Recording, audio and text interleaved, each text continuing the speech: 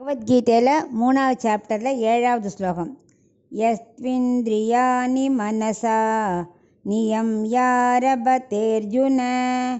கர்மேந்திரியை கர்மயோகம் அசக்தஸ்ஸ விசிஷ்யதே.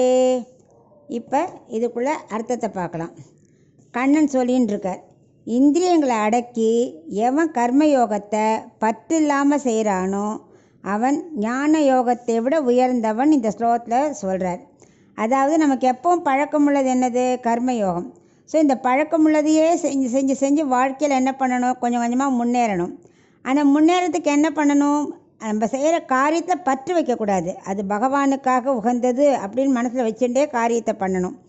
சப்போஸ் ஒருத்தனுக்கு மேத்ஸே வரல, ஆனால் நீ மேத்ஸ் எடுன்னு அவனை கம்பல் பண்ணிகிட்டே இருந்தா அவனால் படிக்க முடியுமோ?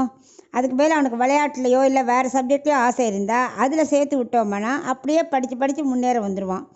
அந்த மாதிரி கர்மயோகம் தான் நமக்கு பழக்கமானது. அதையே செஞ்சுன்னு முன்னேறணும்.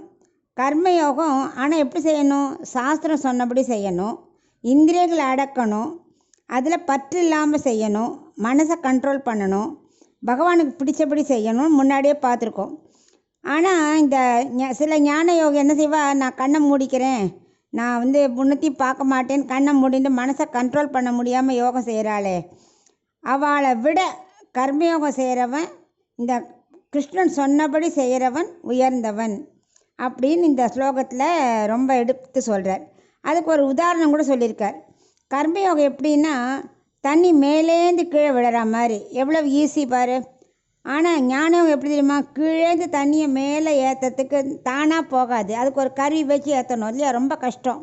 ஸோ அதனால் பிறவி முதலே நமக்கு செய்கிறது கர்மயோகம் தான் சுலபம். அதனால் ஞான யோகத்தை விட கர்மயோகம் சிறந்தது.